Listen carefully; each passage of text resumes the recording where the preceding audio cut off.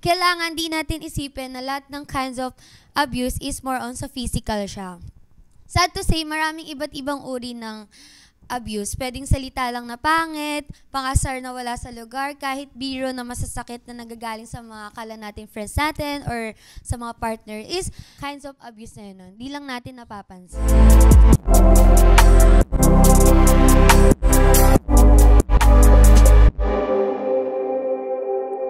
This is Pillow Talks! The show where we talk about our most intimate experiences and tackle topics that are usually reserved for whispers in private. And guess what? Meron tayong new host for today, and yan si Arky. Yes! So hello everyone, it's your girl Arky D, and I am your new host, and I am a dancer and a model. So salamat, and natutuwa kami na magkakasama ulit tayo for another fun episode kung saan magkakasama tayo sa mga bagong topics na naman and fun experiences.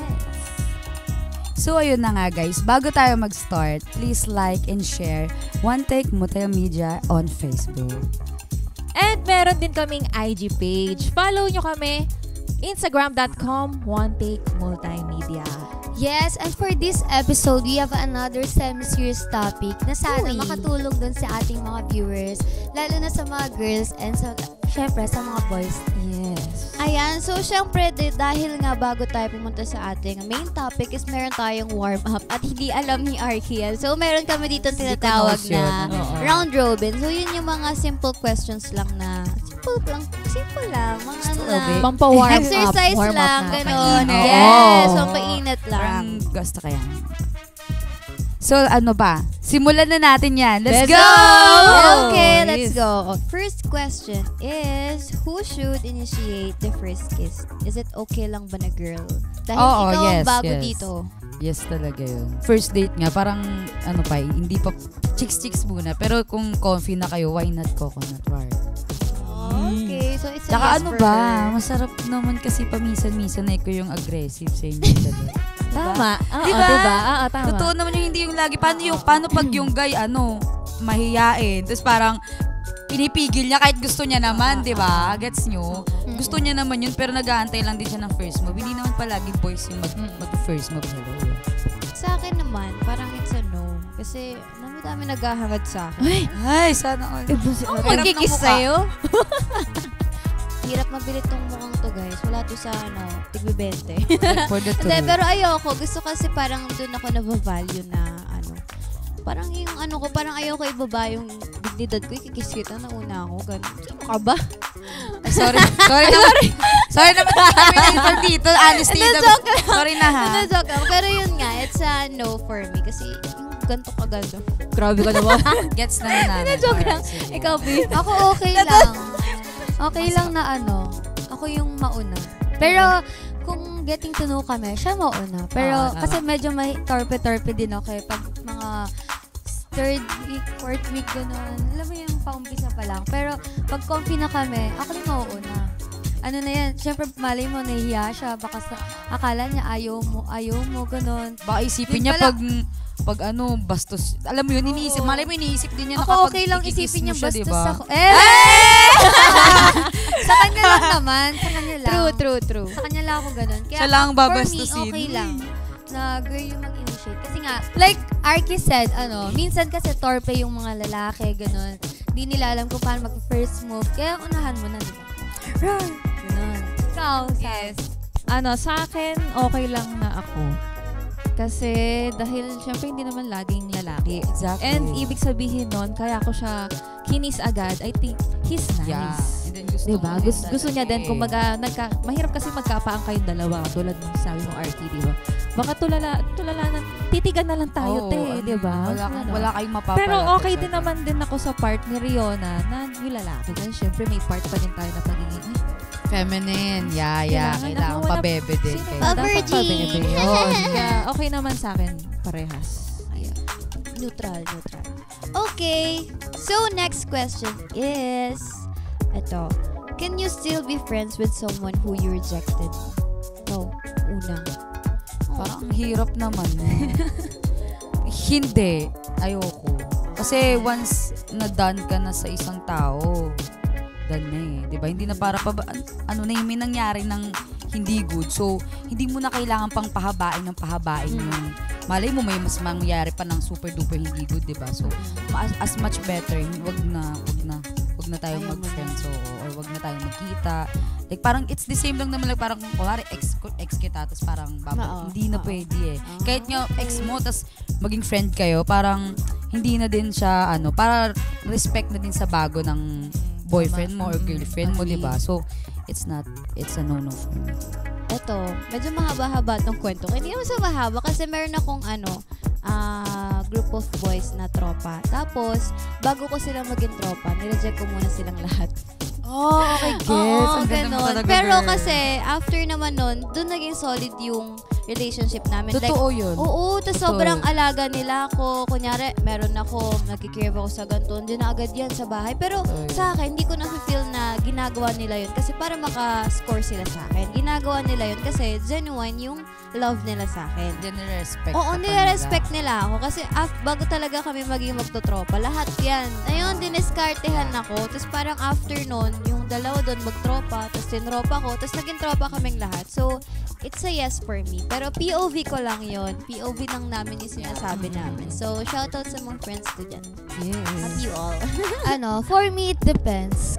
Like, kung nireject mo siya ng okay yung naging reaction niya, like, no hard feelings, or nasaktan siya ng todo to the point na parang gusto niya umuiwas sa'yo. Kasi may mga ganun pag nireject mo, ayaw ka na nilang makita, ayaw ka na nilang makasama, or something like that na parang ika-cut ties ka na talaga nila, diba? Depende so, din. It depends talaga sa guy na yun. Tsaka kung anong nangyari, anong pinagsamahan nyo. If-friend ka pa ba niya or hindi. Kasi may mga guy ako na after ko sila i-reject is naging friend ko. May mga guy din na after ko sila i-reject is kinat off na talaga nila ako sa life nila.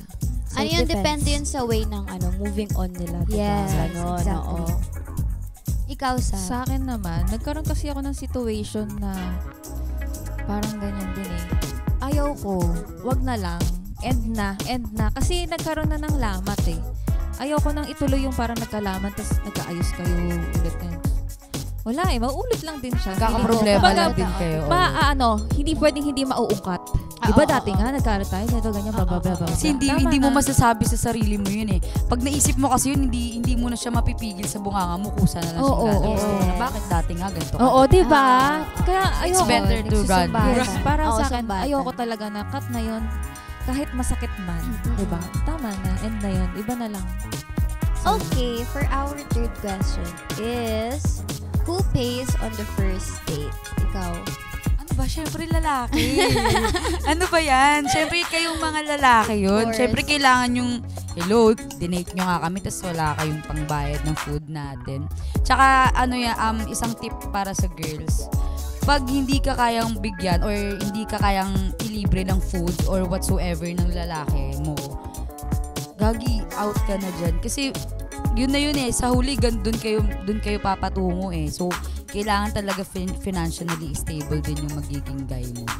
Yes. Ako, siyempre lalaki talaga. Kasi mapili ako sa lalaki actually. Tsaka gusto ko, kung yung first date namin is maganda. What if pa? Gagi, nakaka-in love kaya yung What if ganun. pa sa mga ibang dates namin ganun. If nakikita ko siyang financially stable, then why not na magkaroon kami ng relationship? Ganun, kung kaya niyang doblehin yung mga binibili ko para sa sarili ko. Sa Wolfgang. It's a yes for me. Sige na tayo na It's a yes for me. Pero So, nakakadagdag boys kasi dapat. points talaga yun, diba? Sa pag yung boys, dinate ka sa mga expensive. Yes. Sobra, diba? Sorry sa mga dyan, pero ayoko na magpa-hypocrita dito. Ganun talaga yun. Yes, who pays on the first date? Ako depende. Kung ako yung nag-aya, pero plus points talaga. Kung nag-initiate. True. Pero for me, who pays on the first date? Kung sino yung nag-aya. Like, kung sino yung tara, kain tayo sa ganito. Okay, so dapat prepare ako na meron talaga akong pambabayad. Whether siya or ako yung magbabayad. Ganun yung mindset ko doon. Kasi, medyo ma-pride din ako eh. Pero dapat pala hindi. Like, kapag nag-initiate pala sila, dapat, okay, go, bala ka dyan. Ganun. Dati kasi ako yung nagbabayad. Ganun. Kasi nga, yung sa sarili ko yun, like, Hindi sa kanila, pero dahil sa akin. Kung sino yung nag-aya, siya yung magbabayad para sa akin ganun. Pero after ilang date siguro, siya na. Wait lang, may kasunod. Siya na. Parang nagpaano ka lang pala, Christine. Nagpabebe. Hindi naman. Like kung sino talaga nag-aya. Ang pangit naman, aayain ko siya, tapos wala pala akong pera. Kapal ng mukha. Ikaw, babe, Sab. Ako actually, lalaki talaga dapat, di ba? Kasi syempre, parang ego yan ng lalaki eh. Kalaban pala ako. Kailangan naman tayo yung magbayad, di ba? Pero, kapag ako ang dinate mo, I got you. Kapag wala kang pera, hindi ako magbabayad. Pero bayaran mo ako, balik mo sa akin. Doble. Nakalista yan. Nakalista pa na. Doble. May interest, no? May interest. Ganun talaga. Yes, alam mo. Tumaas. Na-dinate mo ako dapat, charot. Okay, for our last question is, what's the best way to impress us on your first date? Pabayaan nyo kaming mag-share ng mga moments namin. Like, kung ano yung ginagawa namin sa buhay, ganun. Siguro pagkwentuhin nyo kami. Kasi parang dun mo kasi malalaman yung lalaki kung interesado sa'yo o hindi eh. Kung once na pinagkwento ka niya ng buhay mo, interesado siya sa'yo. Chismis lang pala. Nakikismis lang pala, no? Oo, Diyos ko na. Hindi, legit yun, Gagi. Pero red flag sa akin yung masyado siya yung nagkukwento ng buhay niya. Alam mo yun? Oo, hayaan mong alamin ko mismo. Ako yung aalam sa buhay mo. Gets mo? Tapos parang, hayaan mong magkwento yung mga girls. Magkwento ako ng buhay ko. Once na hinayaan ka ng lalaki na ikwento kung ano ka talaga, gagawin interesado sa'yo yan. Hindi ka kakanta. Siguro mga next week pa, ganun. At least nakapaghantay ng next week. May respect. May respect. May medyo very, very late. Very, very late. Napigilan pa yung itlog niya. Di ba? Nalo niya yung libog niya. Okay. What's the best way? Is yung makita ko na, yun nga, parang interesado ka sa akin. Diba? Ganun. Like parang, kasi may mga ibang girls na pupayag na, kita na lang tayo sa ganito. Ay, sa akin, di pwede. Sunduin mo ako.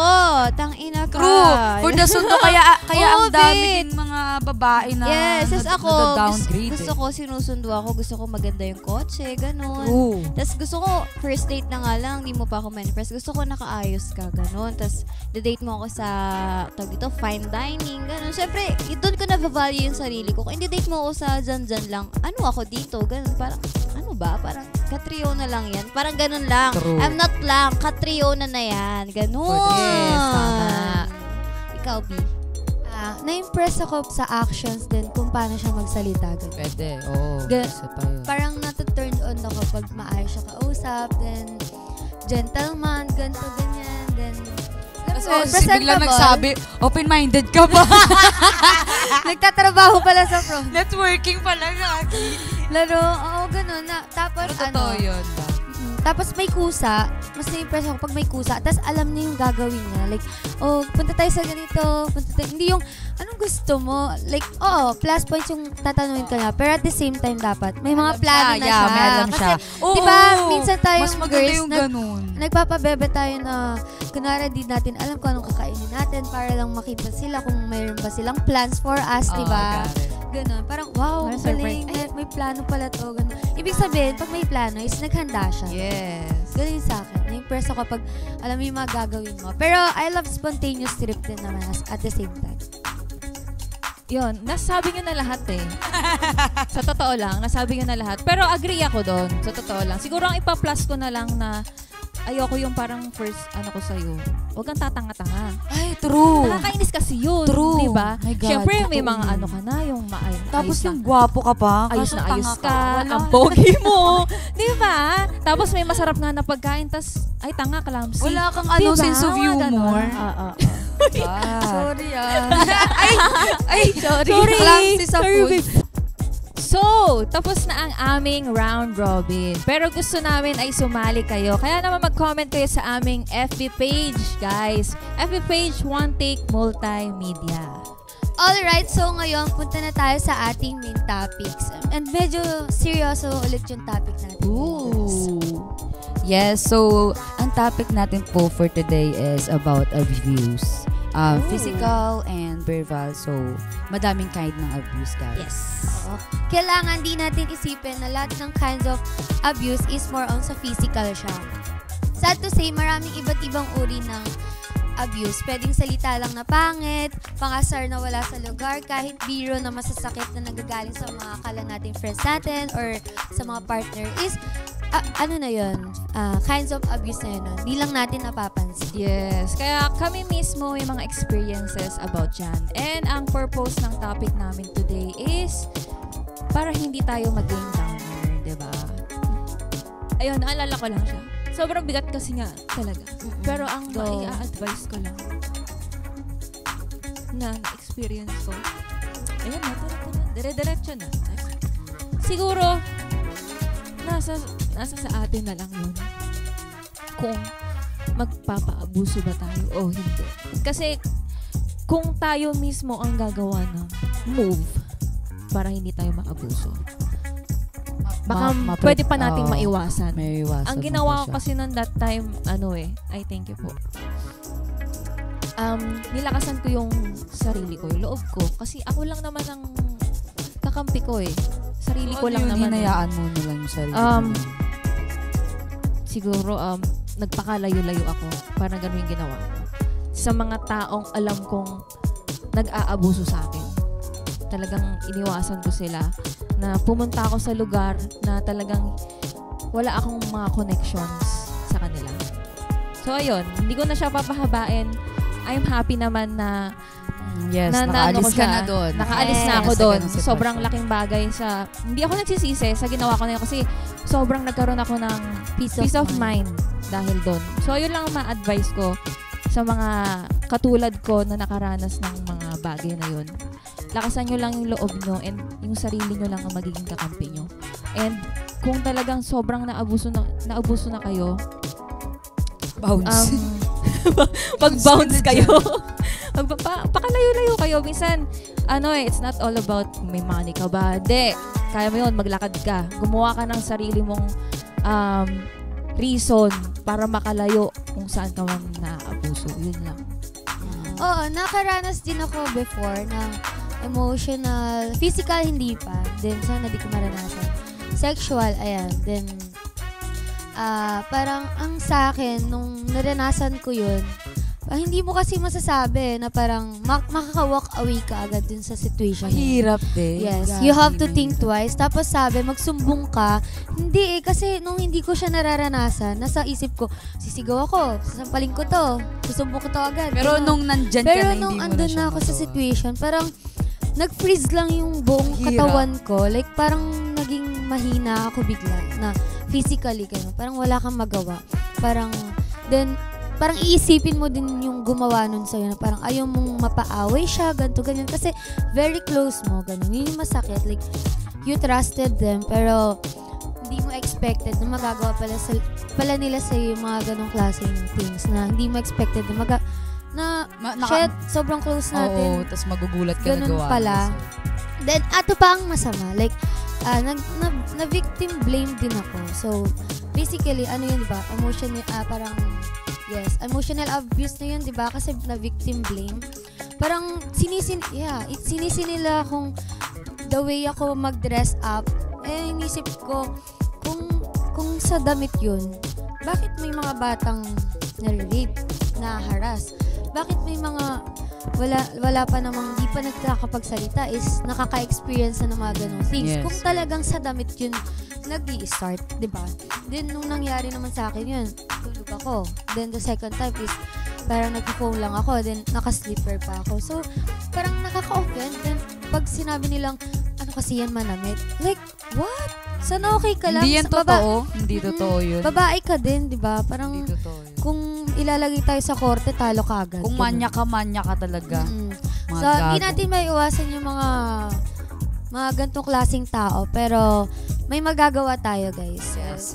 Ang natutunan ko din doon is maging vocal ka. Pero, hindi ko mapapromise na kaya mo yun. Pero, you have to be strong talaga. Kailangan mo mag-gain ng strength. Kailangan mong lakasan talaga yung loob na para hindi ka magstay sa ganong situation. Hindi mo siya maiiwasan kasi, guys, ang abuse is dumadating yan. Hindi siya madaling mawala alam mo yun. Ng kusa. Like, minsan, hindi mo alam na abuse ka na pala. Iba yung trauma na ibibigay. Kahit sa house nyo, hindi mo alam na abuse ka na. Yan, sa mga sinasabi ng parents mo or kamag-anak mo, abuse na yun eh. So, we never know, di ba guys? You have to be strong na lang. Kasi, ganyan sabi ni Sab, sarili lang natin yung kakampi natin. Yun lang. Sexually abused and emotionally abused din. Tapos, yun nga, as teen said, hindi mo mapoprotektahan yung sarili mo. Sinasabi ko din yun dati na kapag may nang-abuse sa akin, gusto kong sakalin, ganito. Pero nung doon ako, nag-freeze na lang ako. Parang dali lang kasi isipin na alam mo yung gagawin mo na hindi, lalaban ako dito. Pero pag nandun na, wala. Parang nagingin. Tapos yun, tapos ang ginawa ko, tumayo ako sa sofa.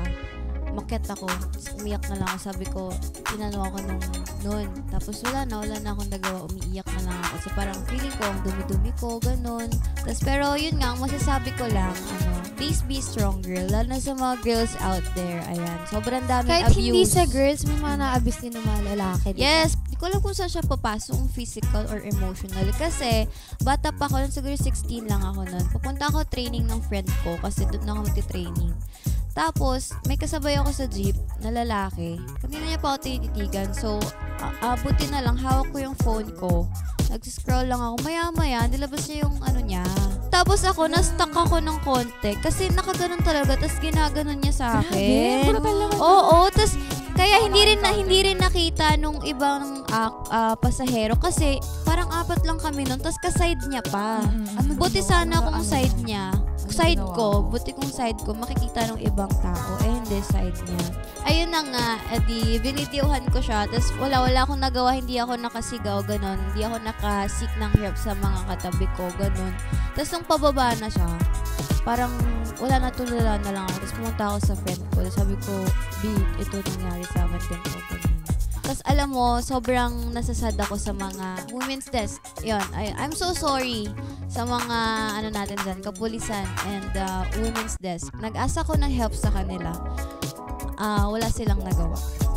So, yun nga, yun ang nagpapatunay na kahit sa kanila ka lumapit, hindi kanila matutulungan. Ang dami nilang hinihinging details sa akin. Hindi ba dapat sila na yung maghahanap noon, maghahanap sila ng CCTV, ganito, ganyan. Wala silang nagawa. Yun. So, yun nga, kakampi mo lang yung sarili mo, kailangan mo palakasin yung loob mo, kailangan mo ng may taong, may taong magsasabi sa'yo na kailangan mong gawin, yun lang. Basta, be strong na lang, and yun lang. Ikaw, Arky. Hindi talaga madali sa pakiramdam na ganun. Kasi syempre, parang mafe-feel mo na hindi ka na malinis or what. Lalo na pag sex abuse ka, na trauma ka na sa lahat, lalo na pag na-abuse ka ng ginagawa kang bugi-bugi, yung bugbog-bugbog. Ano ba tawag? Physical abuse.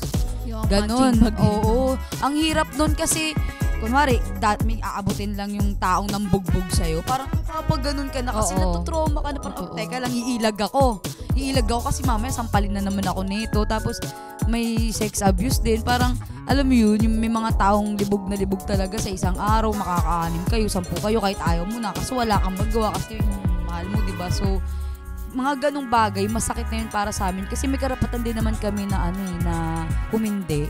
Tapos parang pag hindi ka pa napagbigyan, bubugbugin ka ulit. So parang tangina, ang hirap talaga lumabas sa ganun. Pero thankful naman ako, nakalabas ako, naka-free sa ganun shit. Pero ang mapapayo ko lang sa mga babae, lalaki, tomboy, bakla dyan, sa mga lahat ng taong nakakaranas po ng mga abuse. Mahirap po yun, pero kailangan po nating tatagan yung loob natin. Kasi wala naman pong ibang tutulong sa atin eh. Kailangan natin mag-isip ng maigi para kung paano tayo makalabas sa ganyang sitwasyon. Yun lang po. Salamat. Kaya naalala ko lang din kasi may parang viral ngayon na siya, na gay. Trending siya. Sa Showtime? Hindi, yung nakasakay siya sa Grab ba yun? Oo. Diba Yung naka-makeup kasi siya, I think may pupunta siyang cosplay noon. Abuse. Hindi siya Grab, Joyride. Oo, yun. Verbal. Pero papasok yun sa emotional. Oo. Doon na Tapos papunta. eto pa, kasi nakikita ko siya, nag-scroll ako sa TikTok. Pagkatapos pala nun, hindi alam ng parents niya na ganun siya. So, Talaga? OMG. So, against yung parents niya about dun sa pagiging. So, nung nag-viral na siya, dun lang nalaman ng parents. So, parang nangyari nga is, kinahihiya na siya ng parents niya. Tapos, na-physical din siya. OMG. Kaya, ayun, nung napanood ko siya, nanghihingi siya ng help na kung pwedeng may mga tumulong sa kanya about sa mga gamit, sa Bakit? peraman. Kasi umalis Nalayas. siya. OMG! grabe Umalis naman. siya. Umalis na siya mismo sa kanila kasi sinasaktan na siya. OMG! Ganun pa. Kasi kanina ko lang siya nakita. Ewan ko Yun lang. kung umalis siya or pinalayas, pero parang gano'n. Kaya nanghihingi siya ng help kasi wala talaga siyang matutuluyan. Okay. Kaya, Nakita ko lang kasi pero hindi ko in-stalk yung TikTok na nanghingi Oo. siya ng ganun. kaya grabe talaga yung impact ng abuse Yes, sa sobra iba talaga. talaga. Maraming nagsisuicide dahil lang sa Totoo abuse yan. kasi hindi nila kinakaya yung mga bumubulong sa kanila. Anong tawag dun? Depression? Oo, parang Anxiety? ganun. Oo. Basta may ganun parang may bubulong na lang sa ganito, ganyan. So, ayun, shoutout sa mga nakakaranas ng abuse dyan. Ayun. Please be stronger para sa inyo din yan. Yung topic natin today talagang Yes. serious talaga siya. So, ayun girls, that's all the time we have today. So, sana guys, may mga natulong kami na mga opinion namin kung paano nyo ma-handle ng maayos yung pag dumating kayo sa ganyang point. Pero wag Yes. naman sana. Yes. So, ayun girls, that's all the time we have today and sana may natutunan kayo sa aming topic today, but not in the big way, but at least kakaroon kayo ng idea sa mga nasabi namin na hindi kayo nag-iisa. And again, welcome po ang comments and suggestions and kahit simpleng greetings po sa aming social media page, One Take Multimedia. And you can follow One Take Multimedia on IG as well via One Take Multimedia. So, anything girls would you like to promote? Instagram? Ikaw, babes. Ako.